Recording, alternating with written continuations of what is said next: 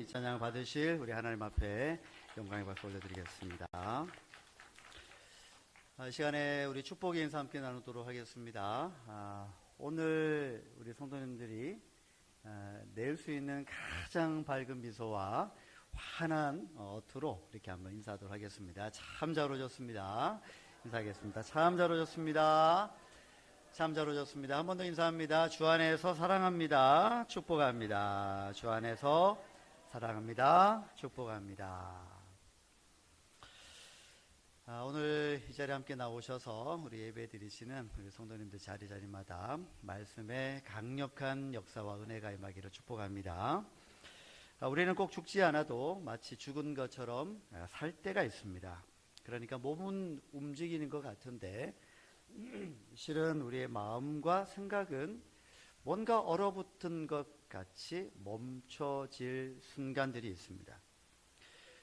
그래서 사는 게 아니라고 하는 이야기도 있듯이 어찌어찌 밥은 먹고 삽니다. 오늘도 식사하고 오신 분도 계실 테고 그렇지 않으신 분들도 있을 겁니다. 어쨌든 우리는 하루하루 한 끼이든 두 끼이든 세 끼이든 어쨌든 우리가 생존을 위해서 먹고 살기도 합니다.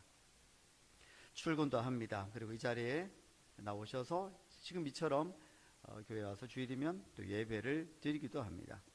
그래서 다들 그러나 멀쩡해 보입니다. 그런데 우리의 내면에서는 어쩌면 이런 이야기를 아우성을 치고 있을지도 모르겠습니다. 내가 지금 살고 있는 게 사는 게 맞는가? 이런 질문들 직접적으로 하지는 않겠지만 우리의 내면의 무의식 속에서는 그런 질문들이 올라올지도 모른다는 말씀입니다. 신앙생활이 그렇습니다. 누구나 처음 신앙생활할 때에 기쁨이 있죠. 감동이 있고 감사가 있었습니다. 그런데 어느 순간부터 그것은 옛적의 일이 되고 말았습니다. 내가 그땐 그랬었지라고 하는. 교회에서 목사님은 교회 올 때마다 말씀하시는 게 자꾸만 기뻐하라, 감사해라, 즐거워해라 그러시는데 속으로 그러실 겁니다. 아니 목사님, 무슨 기뻐해야 될 일이 있어야 기뻐하죠. 무슨 감사할 일이 있어야 감사하죠. 뭐가 즐겁다고 맨날 즐겁다고 말하고 다니겠습니까? 라고 말하고 싶겠지만 그래도 교회에서는 또 그렇게 말할 수도 없고 그래서 그런 마음들을 가지고 어쩌면 지금 이 자리에도 나와 계신지 모르겠습니다. 어쩌면 지금 이 자리에는 그런 참 지루한 삶들이 쌓이고 또 쌓여서 그 지침과 고단함 때문에 교회에 나오지 않을 수는 없고 나오셔서 예배는 드리는데 어쩌면 지금 마음 한켠에는 짜증스러운 마음들로 가득 차 있어서 그래도 예배는 드려야 되겠기에 경건한 모양을 가지고 지금 이 자리에 예배를 드리고 있는 분이 있을지도 모르겠습니다. 아니면 너무너무 다행이고요. 그럴지라도 오늘 말씀 들으셔야 됩니다. 오늘 본문은 바로 우리의 그 자리를 그대로 반영해서 보여주는 말씀이기도 합니다. 이스라엘 백성들이 처한 현실, 지금 에스겔이 환상 가운데 하나님께로 이끌림을 받아서 나아가는 그 현실의 자리는 푸른 초장이 아니었습니다. 평안한 어떤 기운이 있는 성전의 뜰도 아니었습니다. 거기엔 더 이상 뜨거운 찬양도 없고요, 기도도 없었습니다. 하나님은 이런 현실 가운데 있는 백성, 그리고 그런 백성들 가운데 있는 선지자 에스겔을 환상 가운데 부르셔서 어떤 한 장소로 데리고 가십니다. 그곳이 어디였을까요? 뼈가 가득한 골짜기였습니다. 이 장면이 중요한 이유가 있습니다. 하나님은 우리를 위로하실 때 막연하게 우리에게 좋은 것만을 말씀하시지 않습니다. 우리가 처한 현실을 그대로 직면하게 하십니다. 그것도 저 멀리서 보게 하지 않으시고 어디를 지나가게 하신다고요? 마른 뼈들 사이를 지나가게 하십니다. 하나님은 그 현실 속에서 우리와 함께 하고 계신다는 것도 말씀하시기 위함입니다. 오늘 본문 1절과 2절을 보시게 되면 선지자를 데리고 골짜기에 두셨는데 거기에 뼈가 가득했고 그 뼈들을 묘사하는데 뭐라고 묘사하고 있죠? 힘이 많다. 그리고 아주 말랐다라고 묘사를 하고 있습니다. 인간적으로는 회복 가능한 상태가 이미 지났습니다. 여러분, 사람뿐만이 아니고 어떤 짐승이든 뼈만 남아있다면 그것은 죽은 걸까요? 그래도 조금이라도 살아날 가능성이 있을까요? 죽은 겁니다. 죽은 상태 그대로입니다. 살릴 수 있을까요? 아니요. 거기에 누가 그 뼈를 보고 얘는 조금만 물 먹이면 살아날 것 같은데? 라고 하는 사람은 없습니다. 그러니 인간적인 눈으로 봤을 때는, 시선으로 봤을 때는 그 뼈들은 도무지 다시 회복될 가능성이 없는, 소생될 가능성이 100% 없는, 완전히 죽어버린 그런 상태를 묘사했던 것입니다. 자, 그러면 하나님께서 이것을 보여주시는 목적이 뭘까? 11절에 보시게 되면 이 환상의 뜻, 이 마른 뼈들을 보여주신 그 뜻을 해석해 주고 계시는데요. 뭐라고 말씀하냐면 이 뼈들은 이스라엘 온 족속이다 말씀합니다. 그들이 이르기를, 즉 그렇게 뼈로만 존재하고 있는 마른 뼈가 되어져 버린 소망이 없는 그들이 이르기를 뭐라고 외치고 있냐면 우리들의 뼈가 말라버렸고 우리의 소망이 없어졌고 우리는 다 멸절되었다라고 그렇게 아우성을 치고 있었다라는 겁니다. 나라를 잃었습니다. 포로로 잡혀갔습니다. 성전도 잃었습니다. 다시 돌아갈 미래도 소망도 없습니다. 그렇게 포로로 잡혀간 이스라엘 백성들의 한숨을 그대로 보여주고 있는 것이었습니다. 오늘 본문은 정직합니다. 그래, 너희들이 지금 서 있는 곳이 바로 그 골짜기다. 거기에 뼈가 많고 아주 말라버렸다라고 우리에게 정확하게 보여주시고 계시는 겁니다. 하나님은 우리의 현실을 결코 미화하시거나 또는 축소하지 않으십니다. 그대로 보여주고 있습니다.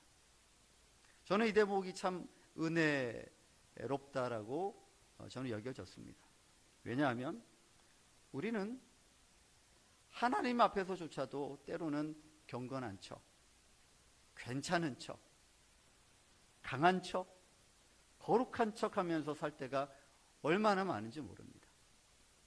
사람들 앞에서는 그럴 수 있다고 쳐도 우리가 하나님 앞에서 그렇게 강한 척, 괜찮은 척 한다고 우리가 괜찮아지는 걸까요?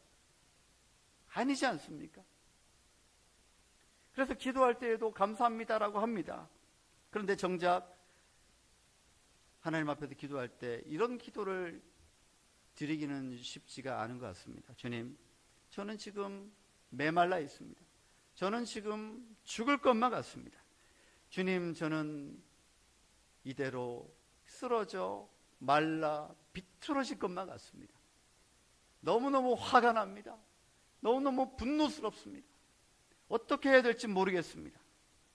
이런 자신의 현실에 대해서 그대로 드러내지 않고 하나님, 제가 비록 이러할지라도 하나님 저를 도와주실 줄로 믿습니다. 이런 걸로 때로는 많이 포장하려고 합니다. 여러분, 그게 물론 안 하는 것보다는 괜찮겠지만 오늘 말씀에 보면 우리의 현실을 그대로 표현하는 것도 굉장히 중요하다. 하나님 앞에서는 감출 필요가 없다라고 하는 것을 그대로 보여주고 있는 것입니다.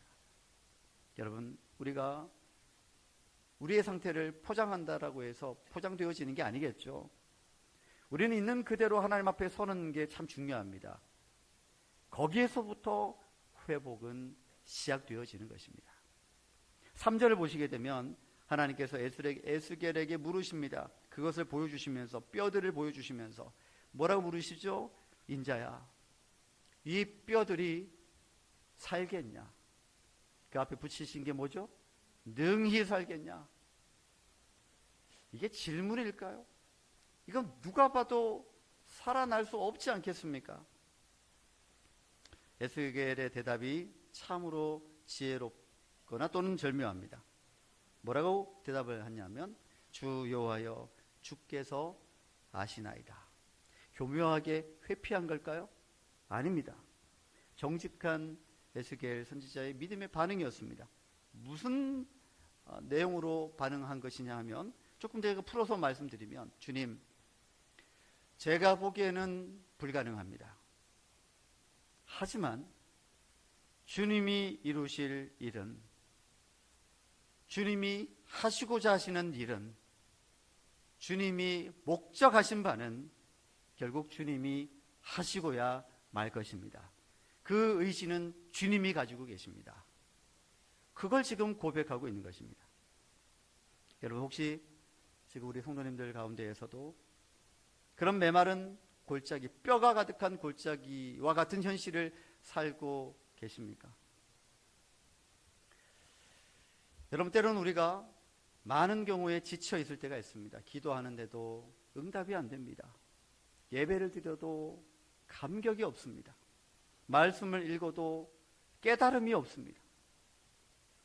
자녀의 문제로 오랫동안 기도했는데 더 이상 이제 이 자녀 나는 모르겠다. 이제는 도대체 몇 년을 기도했는데 자녀가 이 모양 이 꼴입니까? 하나님, 기도하지 말라는 뜻인가요? 이 자녀를 위해서는? 그런 답답한 마음이 들 때가 있죠. 지쳤던 겁니다.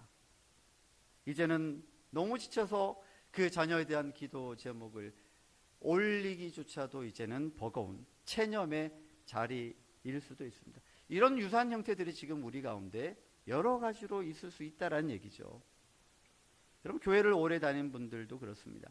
솔직히 매주일마다 이 자리로, 이 예배 자리로 나와서 우리 예배 드리는 성도님들 얼마나 귀한지 모릅니다. 왜 귀한지 아십니까? 그냥 나오신 게 아니잖아요. 아침에 나오실 때 뭘 하셨지 않습니까? 그래도 이게 얼굴도 좀 포장도 하시고, 이게 몸도 좀 포장하시고, 뭐라도 좀 이렇게 가꾸고 이렇게 나오셨지 않습니까? 사람 보라고요? 물론 그렇기도 하지만 하나님 앞에 나오는 자리임을 이미 알고 계시기 때문에 하나님에 대한 예의를 차리고, 그래서 이 자리에 예배자로 서 계신 거 아니겠습니까? 참 귀합니다.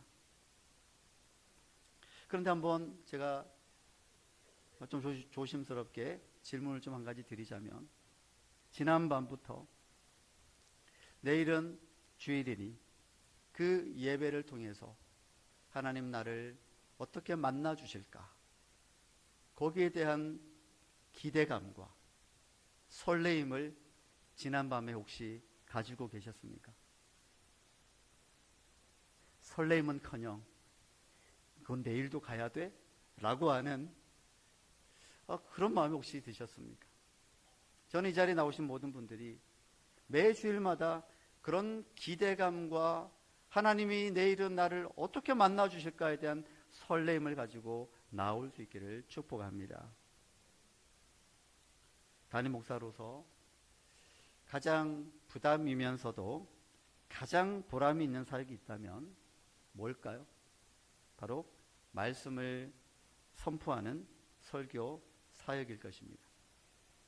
저는 이 말씀을 준비할 때 참 기대가 되고요, 또 설레기도 합니다. 동시에 무거운 어깨에 짐을 느끼기도 합니다. 그래서 저는 일주일 내내 씨름합니다. 이 한 본문을 두고요, 일주일 동안 씨름을 합니다. 어떻게 하면 우리 교인들에게 가장 훌륭한 영의 양식을 먹일 수 있을까를 고민하면서 기도하면서 말씀을 준비를 하게 됩니다. 하나님께서 이 말씀 선포의 권위와 기회를 주셨기에 결코 허투루 사용할 수 없다라는 마음이 있습니다. 이 말씀이 저 자신에게도 은혜가 되어져야 여러분 앞에 말씀으로 펼쳐놓을 수 있지 않겠습니까? 요리사, 뭐라고 하죠? 셰프라고 하죠. 셰프가 음식을 만들어서 그 대접하는 사람들에게 딱 펼쳐놓을 때 어떤 음식을 펼쳐놓을까요? 자, 자기도 맛있고 그분들도 맛있다라고 여겨지는 음식일까요? 아니면 나는 맛이 없지만 너는 맛있게 먹어라, 이런 마음으로 펼쳐놓을까요? 나도 맛있어야 됩니다. 그리고 먹을 만한 음식이어야 됩니다. 형편없이 만들어 놓고 음식을 펼쳐 놓으면 그걸 누가 먹으란 말입니까? 저는 여러분들에게 말씀을 준비할 때 그런 기대감이 있습니다.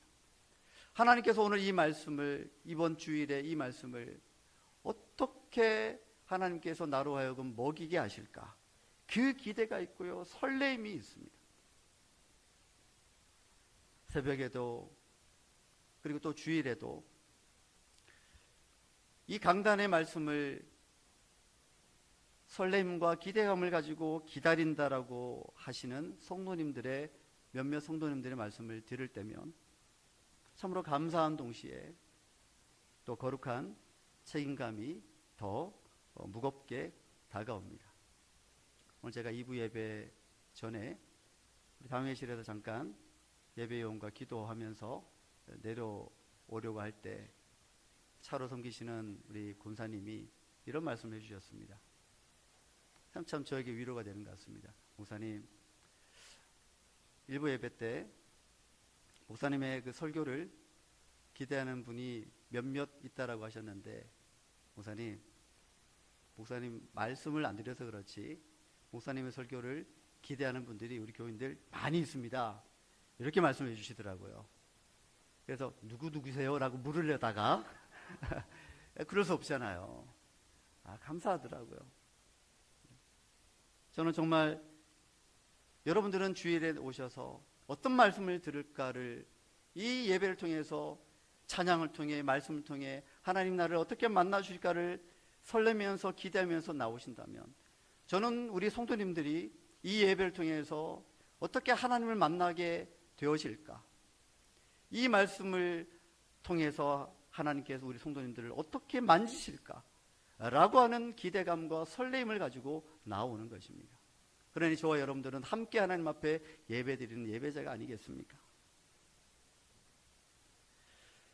어떤 분은 그러시더군요. 교회는 오래 다녔는데 더 이상 찬양이 즐겁지도 않고, 기도를 해도 말이 막히고, 말씀을 들어도 자꾸 딴 생각이 들고, 그리고 옛날에는 그렇게 하나님의 은혜 때문에 눈물이 마르지 않았는데 요즘은 그 눈물 자국도 찾아보기 힘들다고 그렇게 푸념하는, 한숨 짓는 분들이 있었습니다. 어쩌면 이게 우리의 지극히 현실적인 자리일 수도 있습니다. 자, 오늘 본문은 그런 우리에게 말씀합니다. 놀랍게도 하나님은 살아있는 존재들에게 말씀하신 게 아니고요, 하나님은 이 마른 뼈들에게 말씀을 하셨습니다. 4절입니다. 한번 보시기 바랍니다. 너는 이 모든 뼈에게 대언하여 이르기를, 너희 마른 뼈들아 여호와의 말씀을 들을지어다. 그리고 5절과 6절에서 두 번 반복해서 말씀하십니다. 내가 생기를 너희에게 들어가게 하리니 너희가 살아나리라. 여기서 우리는 복음을 경험하게 되죠. 순서를 잘 보셔야 됩니다. 메마른 뼈들이 자기들이 알아서 움직여서 회복되어져서 하나님께 나아가는 것이었을까요? 아니었습니다. 마른 뼈들에게 하나님이 명령하신 겁니다. 회복의 명령을, 생기의 명령을, 살리시겠다라고 하신 하나님의 의지, 주권이 담겨져 있습니다. 우리는 종종 신앙을 오해할 때가 있습니다. 신앙생활 잘 한다는 것에 대한 오해. 뭐냐면 내가 더 간절해야 되고, 내가 좀 더 뜨거워야 되고, 내가 회복되어져야 되고, 물론 우리의 그 간절함과 열심이 귀하지 않다는 말이 아닙니다. 정말 귀한 겁니다. 간절함을 가셔야 됩니다. 회복에 대한 열심을 가지고 계셔야 됩니다. 그러나 오늘 본문의 말씀은 뭘 우리에게 가르쳐주고 있냐면, 우리의 회복의 출발은 우리의 열심이나 우리의 의지에 있는 것이 아니라 하나님이 하시고자 하는 바, 하나님의 의지에 달려있다는 것을 정확하게 말씀하고 있는 것입니다. 오늘 본문은 한 번 더 우리를 놀라게 합니다. 7절과 8절을 보십시오. 에스겔이 말씀을 대언하니까 어떤 일이 생기죠? 뼈들이 붙어버립니다. 힘줄이 생깁니다. 살이 오릅니다. 그리고 가죽이 덮입니다. 어떤 형체를 갖추죠? 사람의 형체를 갖추게 됩니다. 뭔가 될 것 같습니다. 그런데 8절 마지막 부분에는 이 살아난 것 같은 이 형태에 대해서 냉혹한 판정을 하고 있습니다. 8절 마지막에 뭐라고 되어 있죠? 그 속에 생기는 없더라. 이게 참 두려운 거죠. 형태는 있지만 생기는 없다. 한 가지 예를 좀 들어보겠습니다. 여러분 람보르기니를 아시죠? 네, 혹시 타보신 적이 있으십니까? 네, 저는 본 적은 있습니다. 못 만지겠더라고요. 근데 보통 이런 차는 기본 15억은 넘는다고 봐야 됩니다. 자, 여러분들에게 어떻게 하다 보니까 이 차를 소유할 수 있는 기회가 생겼습니다. 선택하시면 됩니다. 자, 이 차를 소유하게 되어졌는데, 근데 가만히 보니까 거기에 치명적인 결함이 있습니다. 기름을 넣을 주유구가 없고 기름 탱크가 없습니다. 물론 전기차는 아닙니다. 충전하면 되겠지 그렇게 생각하시면 안 됩니다. 자, 여러분 이 차를 여러분들에게 드린다면 가져가시겠습니까? 아니면 포기하시겠습니까? 그냥 포기하시는 게 맞습니다. 어디 가서 팔아서 뭐 다른 차 사면 되지 이렇게 말씀하지 마시고, 람보르기니가 만약에 모든 것들을 다 갖추었다 해도 주유구도 없고 기름통도 없다면 그 람보르기니 차가 아무리 10억에 혹간다고 하더라도 모형에 불과할 겁니다. 모양은 있지만 움직일 수 없는 차입니다. 요즘 우리 시대를, 우리 한국 사회를 어느 글에 좀 비평적인 시각으로 좀 묘사한 글이 있더라고요. 한국 사회는 마치 지금 살아있는 것도 아니고 죽은 것도 아닌 어딘가에 좀 멈춰 서 있는 것 같은 그런 사회다라고 하는 그런 이제 글을 본 적이 있습니다. 그러니 시스템은 잘 갖춰져 있죠. 조직도 있고 형태는 잘 갖추고 있는 듯한데 왜 그런지 모를 정말 살아있는 듯한 생기나 생명력은 이전보다는 좀 사라진 것 같다 라고 하는 그런 이야기였습니다. 여러분 교회는 어떨까요? 교회는요 현대로 오면 올수록 그 어떤 시대보다도 예배의 순서라든지 예배당이라든지 조직이라든지 모든 것들이 얼마나 잘 갖춰져 있는지 모릅니다. 그리고 신앙의 언어도 굉장히 은혜롭죠. 늘 감사합니다. 고맙습니다. 기도하겠습니다. 할렐루야. 아멘. 이런 말을 우리가 잘 합니다. 그러나 생기는 없을 수 있다는 것을 오늘 이 말씀을 통해서 우리가 깨닫게 되어집니다. 쉬운 예로 여러분 한번 오늘 좀 여러분들 스스로 한번 테스트를 한번 해보셔야 됩니다. 교회에서는 지금 다 이렇게 활짝활짝 웃고 있는데 이게 집에만 가면 얼굴이 싹 바뀌는 경우가 있습니다. 집에 가서 더 웃으면 문제가 아닌데 집에 가면 험상궂은 얼굴이 된다면, 짜증스러운 얼굴이 된다면, 화가 난 얼굴이 된다면, 우울한 얼굴이 된다면 우리는 이게 얼마나 괴리감이 느껴집니까? 예전에 제가 들은 얘기인데 어떤 아이들이 그 어떤 목사님한테 그런 얘기를 했대요. 목사님 부탁이 있어요. 뭔데? 우리 엄마 아빠 교회만 좀 있게 해주면 안 돼요? 무슨 말인지는 알아들으실 겁니다. 교회에 있을 때가 제일 은혜스럽다는 얘기죠. 오늘 하나님 말씀하시는 회복은요 단순히 형태만 재건하는 게 아닐 겁니다. 9절을 보시면 하나님은 에스겔에게 다시 명하십니다. 인자야 너는 생기에게 되어내라. 생기야 사방에서부터 와서 이 죽음을 당한 자에게 불어서 살아나게 하라. 이 명령을 하십니다. 생기는 히브리어로는 바람 또는 호흡 또는 영이라고 하는 뜻을 가진 단어를 쓰고 있습니다. 하나님께서는 말씀으로 뼈를 모으실 뿐만 아니라 형태를 갖춘 그 존재에게 하나님의 영, 성령을 불어넣어 주심으로 생기 있는 자로 살아나게 하신다는 얘기입니다. 그러므로 회복이라고 하는 것은 외형만의 복구가 아니고요, 내면의 회복도 의미하고 성령의 내적인 역사까지 포함하는 것입니다. 우리 10절에 한번 같이 한번 읽어볼까요? 10절입니다. 시작. 이에 내가 그 명령대로 생기가 그들에게 들어가매 그들이 곧 살아나서 일어나 서는데 극히 큰 군대더라. 아멘. 하나님이 회복시키시면 어떤 일이 일어나냐면 단지 숨쉬는 것으로만 끝나지 않습니다. 그 존재의 형태가 오늘 보니까 뼈였는데, 뼈들이었는데 무엇이 되어졌다고요? 큰 군대가 되어졌답니다. 이어지는 12절부터의 말씀에서 반복되는 주어를 우리가 발견할 수 있습니다. 바로 하나님 편에서 봤을 때의 내가입니다. 14절 한번 읽어볼까요? 14절 같이 한번 읽어보도록 하겠습니다. 내가 또 너희를 너희 고국 땅에 두리니 나 여호와가 이 일을 말하고 이룬 줄을 너희가 알리라. 여호와의 말씀이니라. 아멘. 회복의 주체가 누구라는 것을 명확하게 말씀하고 계시죠? 하나님이시라는 얘기입니다. 하나님의 의지입니다. 이 하나님의 의지가 우리에게 임한 게 뭐냐면 바로 복음이라고 하는 것입니다. 우리는 자꾸 회복의 주어를 나로 바꾸려고 합니다. 대체하려고 합니다. 그래서 내가 좀 더 정신 차리면, 내가 좀 더 열심을 내면, 내가 좀 더 이번에 잘하면 이라고 하는 조건을 붙이는데, 그렇게 하지 말라는 얘기가 아닙니다. 그렇게 하게 하시는 이도 바로 하나님이시라는 것을 잊지 말라는 말씀입니다. 여러분이 혹 열심을 내고 계십니까?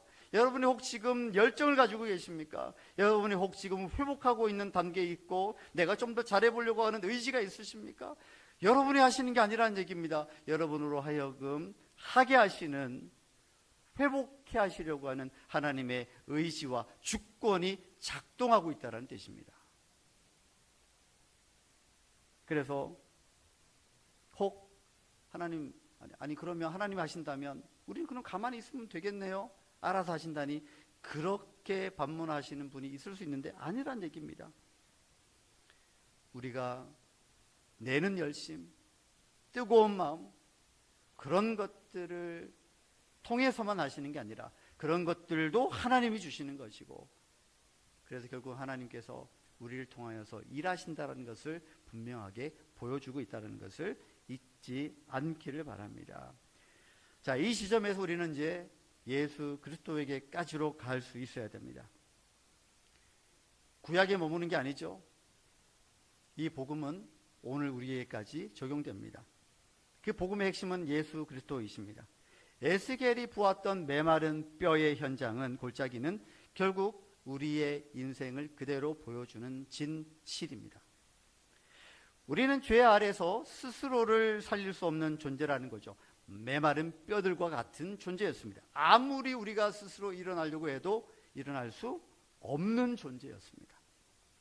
그러니 겉으로는 멀쩡해 보였을런지는 몰라도 사실은 하나님 없는 존재였기 때문에 마른 뼈, 메마른 뼈와 같은 인생이었습니다.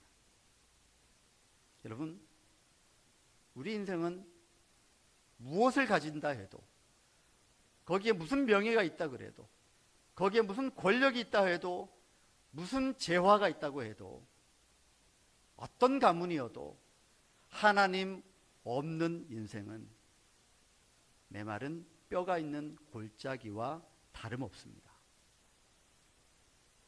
그런 우리를 위해서 하나님께서는 당신의 유일한 아들이신 예수 그리스도를 이 땅에 보내주셨는데, 그곳이 어디라고요? 메말라 있는 뼈의 골짜기까지로 내려오셨다는 얘기입니다. 메말라서 더 이상 생명의 실마리를 찾을 수 없는 인생 가운데 그 자리를 향해서 하나님은, 예수님은 그 보좌를 버리시고 뒤로 한 채 이 땅 가운데로 내려오신 사건이 성육신의 사건이시고, 우리를 위해서 죽으신 십자가의 사건으로 인하여서 그리고 부활하심으로 인하여서 우리는 그 예수님을 믿음으로 전혀 다른 신분으로 살아갈 수 있는 권세를 얻게 되어졌습니다. 하나님의 자녀로서 말이죠. 그것이 복음입니다. 메마른 뼈만 있는 무덤과도 같은 인생 가운데 하나님의 자녀가 되어지는 새로운 신분으로서의 변화, 여러분, 이게 복음입니다. 이제 우리는 어떻게 응답해야 될까요? 한 가지 말씀을 드리고 싶은 것은 여러분의 그 메마름의 현실을 감추지 않기를 바랍니다. 주님 앞에 솔직하게 정직하게 말씀드리시기 바랍니다. 주님, 제가 지금 말라있는 상황입니다. 내 뼈가 말라버렸습니다. 이 고백이 시작이어야 됩니다. 여러분의 삶의 자리가 어디이든 어떤 연령대이든 어떤 건강의 형편이든 하나님 앞에 자신의 그 메마름을 인정하는 그 자리가 회복의 출발점임을 기억하시기를 바랍니다. 여러분, 이번 한 주간 동안 이 한 가지를 좀 실천해 보시면 좋겠다라는 말씀으로 좀 권해드립니다. 여러분, 매일 아침에 또는 뭐 하루에 어느 시간대도 괜찮습니다. 매일 아침을 좀 기준한다면 잠자리에서 일어나시면 오늘 말씀 중에 특별히 14절 말씀을 큰 소리로 읽어보시기를 권해드립니다. 성경 그대로로 읽으셔도 되고 메모하셔서 또는 인쇄하셔서 읽으셔도 괜찮을 것 같습니다. 내가 또 내 영을 너희 속에 두어 너희가 살아나게 하고 내가 또 너희를 너희 고국 땅에 두리니 나 여호와가 이 일을 말하고 이룬 줄을 너희가 알리라. 여호와의 말이니라. 여러분, 외우시지 않으셔도 됩니다. 성경을 펴서 그대로 읽으시면 됩니다. 몇 초 안 될 겁니다. 그러나 마른 뼈에게 임했던 하나님의 말씀이 오늘 저와 여러분들의 그 자리에도 임하게 되는 것임을 믿고 또 기대해 보실 수 있기를 바라고요. 그 말씀의 기적을 체험할 수 있기를 축복합니다. 이렇게 한 주간이 좀 지나면 그 말씀이 입에 좀 익숙해질 것입니다. 자, 그때부터는 이 말씀을 집안에서 좀 잘 보이는 곳에 여기저기 뭐 좀 두시기를 바라고요. 차량에도 좀 두시고 사무실 같은 곳에서도 눈에 잘 띄는 곳에 좀 붙여 놓으시면 좋을 것 같습니다. 그리고 내 마음이 메마르고 생기를 잃은 것 같은 느낌이 들 때마다 이 말씀을 또 읽으시고 되뇌이시기를 한번 권해드립니다. 우리의 일상과 또 여러 또 삶 속의 현실 속에서 하나님의 말씀으로 회복되어지는 기적을 경험하게 되실 줄로 믿습니다. 그것이 마른 뼈가 큰 군대로 다시 서는 길임을 믿으시기를 바랍니다. 여러분, 모든 것의 시작이시고 마지막이 되시는 알파와 오메가가 되어주시는 우리의 주님만을 신뢰하시기를 바라고요. 우리 주님께서 회복케 하시는 그 능력과 기적을 경험할 수 있는 일생이 되어지기를 주님의 이름으로 축복합니다. 이 시간 함께 나눈 말씀을 기억하면서 찬양하겠습니다. 마른 뼈에 생기를 불어넣으신 주님의 그 능력과 영을 기대하시며 오늘도 우리의 삶 위에 우리의 영 가운데 우리의 일상 가운데 현실 가운데 그 하나님의 영이 부어지기를 기대하시면서 소망하면서 함께 찬송하겠습니다.